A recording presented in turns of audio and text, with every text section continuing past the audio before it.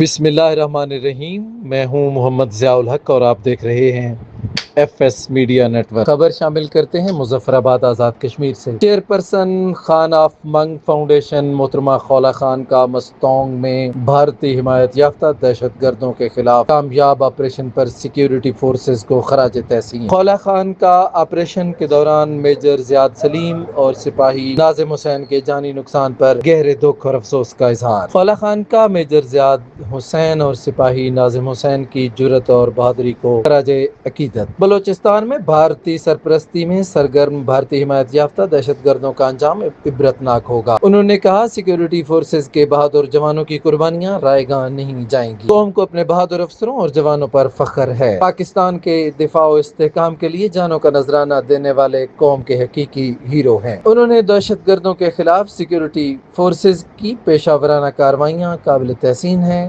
غم اور دکھ کی گھڑی میں شہداء کے اہل خانہ کے غم میں برابر کے شریک ہیں۔ خولہ خان کی اللہ تعالیٰ سے شہداء کے درجات کی بلندی اور لواحقین کو صبر جمیل عطا فرمانے کی دعا۔ سبسکرائب کیجیے F S media network اور دیکھتے رہیے تازہ ترین تبصرے اور خبریں۔